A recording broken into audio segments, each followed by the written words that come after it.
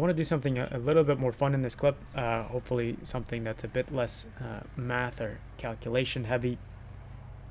And the purpose is really to give you some perspective and some background on why this problem is important. Right? You look at kind of the Ehrenfest in all these textbooks on statistics, probability, mathematics, physics, and you kind of scratch your head and you wonder why is it so popular. Certainly there's something to the fact that this is kind of a classical Markov chain, and you can run fancy calculations. We did this example with a first step transition analysis in the previous clip, where we calculated the expected number of particles in the left urn after time k, and that's all well and good, and you can run many other types of calculations as well. But I guess the intention of Paul and Tatiana Ehrenfest was certainly not to fill textbooks with math and probability exercises, right? So the whole point was to achieve something much bigger, and then hopefully in the next 10 minutes or so I'll give you a little bit of a sense of what that is and why it's important. And so in a nutshell, this urn model, the Ehrenfest urn model, is an example, or rather a counterexample to the second law of thermodynamics. So I'm sure that in popular culture you've heard references to this, and maybe you've seen sort of popular science shows that talk about sort of the nature of the universe and how the entropy of the universe is increasing over time, and so on and so forth. And this is very much related to a lot of kind of fundamental questions in the sciences, in physics and philosophy. I'll show you a kind of a clip here. This is let's see. It's perfectly obvious that time has a direction. Carroll All we mean by that is that the past is different from the future in lots of different ways. We were younger in the past. We will be older in the future. We remember the past. We don't remember the future. The surprise is that difference between past and future is nowhere to be found in the deep down laws of physics. Time is actually a lot like space. If you were out in a spacesuit flying around, there'd be no difference between up, down, left, or orderly with time. Physicists say that entropy increases. The interesting thing is that every difference between the past and the future can ultimately be traced to the fact that the entropy was lower in the past and is growing. That's the second law of thermodynamics. The universe was orderly. It's to think about. It's perfectly obvious. At least for now, we want to talk about sort of what is entropy, what does it mean, and try to relate it to the Ehrenfest model and see what is it exactly a counterexample of. So, entropy is something that kind of goes back in the field of physics, maybe by a few hundred years, maybe even more. And the intuitive notion is, like you saw in the clip that I showed, is this notion of disorder or order, right? So, high entropy states are essentially associated with a system in a larger in a large degree of disorder or chaos, right? So large entropy means essentially chaos, and low entropy is associated with extreme orderliness, right? And so how does this play out in this in the context of this urn problem, for example? So you see, right, so I have the drawing with 3 particles on the left and 4 on the right, and so you kind of like, what's the entropy of this system? And one could make an argument that this is sort of quite a bit disorganized, and in order for me to clean things up, right, to tidy things up a bit, I would take the 3 particles on the left here, and I sort of pick them up and I move them all to the right, and I arrange them kind of nicely on this side. And so now everything is sort of neat and orderly and kind of tucked away. And you have if you look at physics books and their discussion of entropy, right, there's usually this cartoon of like a kid in his room, and when the room is all messy, that's kind of high entropy, and then the parents yell at the kid and tell him to clean the room up, and the kid picks up all the stuff and puts it neatly on the shelves, and that would be a state of low entropy, right? So the basic idea is that disorder is associated with high entropy states. And the second law is essentially claiming that in any closed system, entropy is increasing, which means that kind of our universe is tending towards total chaos, right? And that's related to a lot of important notions of, right, like I mentioned, time, why we're born and why we die, how complex life arises on Earth. The second law is also tied to this notion of self-perpetuating machines, right? So these were debates that started maybe a few hundred years ago, whether you could design a machine that would run forever, right? And so you would need to design a machine that would essentially violate the second law of thermodynamics, and hence the interest in coming up with counterexamples, right? And so the Ernst urn is in fact one such counterexample of a sort, and we'll see what that means. But I guess the only little bit to add there is that this is not just of interest a couple of hundred years ago, right? So in the field of quantum computing, for instance, you have sort of these discussions or thought experiments about, could we design a quantum computer that would violate the second law of thermodynamics, right? So I welcome you to kind of read more on your own. I'm by no means an expert, but as far as introducing sort of some of these ideas, I can give you the basics. So going back to entropy, right, we have, and there always was, this intuitive definition of entropy, but it was never precise, which is what kind of led to a lot of confusion and a lot of debates. One of the first notions of a precise entropy was discovered by Ludwig Boltzmann. So I think the year would be, actually I'm not sure of the year, but somewhere towards the end of the 19th century, Boltzmann introduces this notion of a statistical entropy, which is measured as the number of microstates in a given macro state. So let's talk about what that means, and it's very much related. It's worth I guess having this discussion. It's very much related to our notion of random variables and sample spaces and state spaces. So this is very much kind of physics terminology for what we had in the setting of random variables. Essentially, the sample space is the collection of all microstates of a system. So what does that mean? If you remember, each outcome, little omega, in the sample space was essentially a sequence of zeros and ones, right? N zeros and ones. And what it did is it kind of tracked each one of these particles, right? And yet assigned them to each one of the urns. And the idea was that that would describe, in some sense, a microstate of the system. So why does the word micro, how does that come into it? The idea is that if you kind of zoom in with a microscope, right, on all these particles, you can kind of see the differences, right? Right now I'm looking at these dots. I don't know, one from the other, right? But when you put labels on them, and we did this in, I think maybe a couple of slides ago, a couple of clips ago, we had labels on all of these dots, right, allowing us to distinguish one from the other, right? And this microstate was associated with the string of all zeros, right? Everything is on the right. And as soon as I move one of these particles over, right, to this side, right, this omega would pick up 1, 1, identifying precisely which one of the 7 particles was just moved to the left urn. And so these are microstates, and you can kind of do a little exercise in combinatorics to try to get a sense of how many microstates there are. Right? This is just a question of how large is my sample space. Let's think about it. This is essentially the problem of computing permutations, right? So you have n slots, right, n particles, and each one has one of 2 configurations, a 0 or 1. Am I in the left or am I in the right urn? So that's 2 to the n total microstates, and hopefully I convinced you of that. If not, you can kind of pause and think about it on your own until you're convinced. But you can basically see that there's a giant number of microstates. If we're talking about a gas in these 2 chambers, right, the n itself is already a number, like 10 to the 23rd. And this is 2 to the n, right? So the number of microstates of the system is, just tremendous.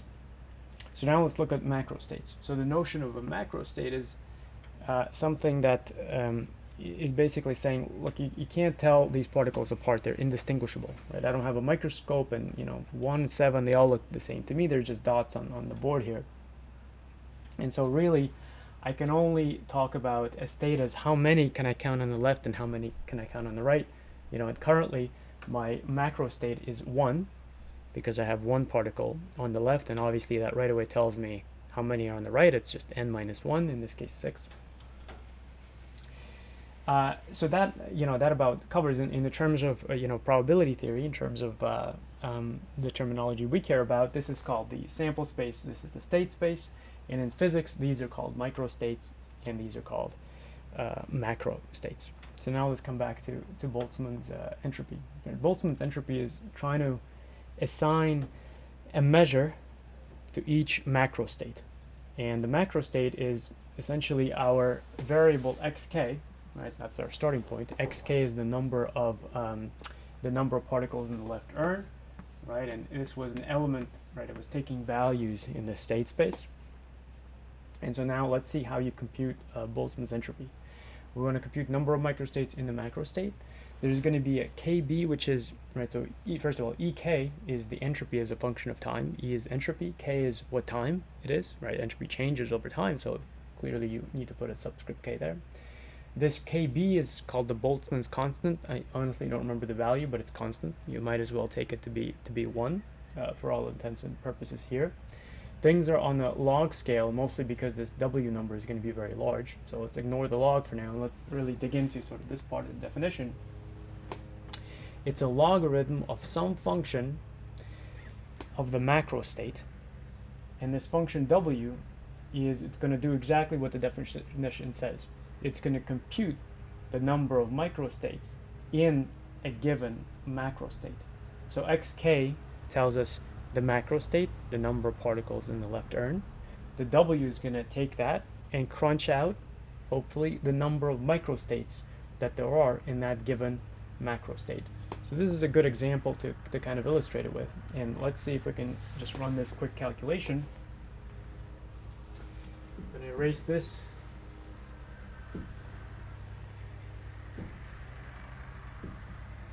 And what I'm after is computing the number of microstate for this macro state.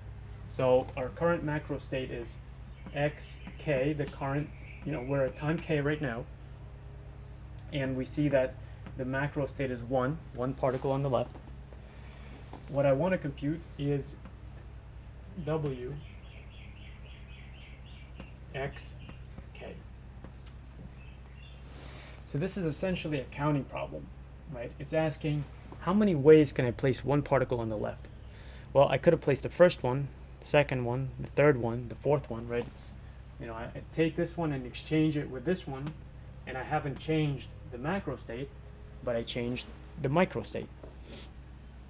And so I can put the first, the second, the third, and so clearly the answer here should be 7. Right? And we can probably come up with a general formula as well. So here I have w of x. X is in the state space, right? So it's a number from 0 to n.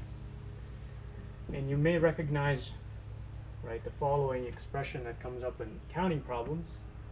Right? N choose x. So what's n choose x? It's the number of ways to choose x out of n things. Right? And so that's exactly what I'm doing. I'm asking how many ways are there to arrange x particles on the left, given that there are n particles total. And so the formula for Boltzmann's entropy can really be summarized like this. It is some constant, Boltzmann's constant, times the log of the function n choose kx. And now the question is, what properties does this entropy process have, right? Clearly this is a process, right? It has a time index, and so our entropy is going to be changing from 1 to 2 to 3 to time, all the way up to time k and after. So let's try to get a little bit of intuition for how, entropy is going to change, and, maybe we can list some of these numbers, right? These are binomial coefficients, they're called. I started listing one of them right here. Let's do one more example, or a few more examples. So let's suppose x is equal to 0, which essentially is corresponding to this state. Right, so the macro state is 0. The number of microstates will be n choose 0, which is n factorial over n factorial times 0 factorial. And that's just 1. So why is that 1? First of all, 0 factorial is 1, right? That's just the definition. And why is the number of microstates just 1? Well, it's because there's only one way to put all n, in this case 7, particles on the right. We already have kind of worked through the next example. And choose 1 is n factorial over n factorial n minus 1.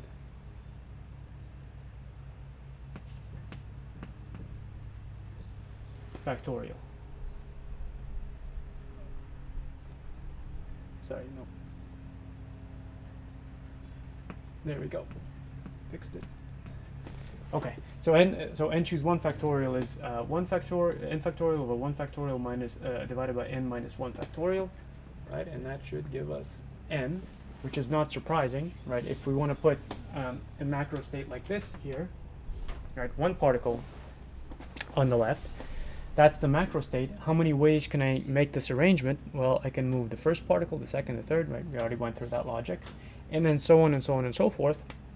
You can get all the way towards the end where maybe x is equal to n, and then in that case you're calculating something like this, which is n factorial over n factorial 0 factorial, and you're back to 1.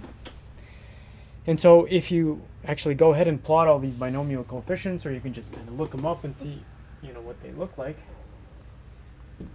you can make a plot of the entropy, and of course it's under log scale, but log is a monotone function, so it's not going to change things up very much. So here I'm going to plot entropy on the y-axis, and I will put xk, which is the state, right? Maybe a little x here, right, on the x-axis, and we're starting from 0 going up to n, right? This on the x-axis is all the possible values of macro states. They go from 0 to n, and what you'll see is, maybe not surprisingly, that at n equals 1/2 is where you'll hit your maximum. Right, so it'll look something like this. I think I got the peak a little bit wrong. Let me put it right here. Right. So what does this remind you of? This should remind you of the previous clip where we ran the calculation that the expected value of xk was about equal to n over 2 for k large, right? So this is a little bit of a confirmation of the second law, right? You can see that if you let time go, after a while, right, the system could have maybe started somewhere in a low entropy state like this one, and then eventually, in expectation, it's going to be hovering somewhere around here, right? At least an expectation is going to be right at the peak. And so the second law seems to be holding, at least on average, right? The entropy of a closed system is always increasing, and so this is roughly what we're showing here. And if you look at the actual formula that we had for this, you'll see that it is not just going to be n over 2 for k large, it is actually increasing towards that value. And so this is equivalent to letting the system go, letting the system run, and you'll see something like this after a while, right? Half on the left and half on the right. And so far, kind of everything seems good, and you know, you kind of wonder, well, okay, so how is this a violation of the second law, and what did Paul and Tatiana really accomplish with all this? And the trick is looking at not at the expected value, but looking at entropy as a stochastic process over time.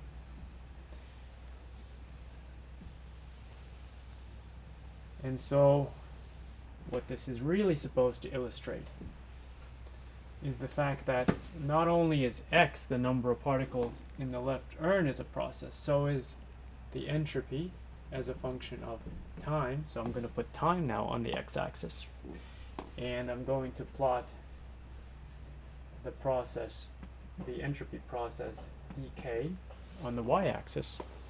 And clearly this is going to be something random, right?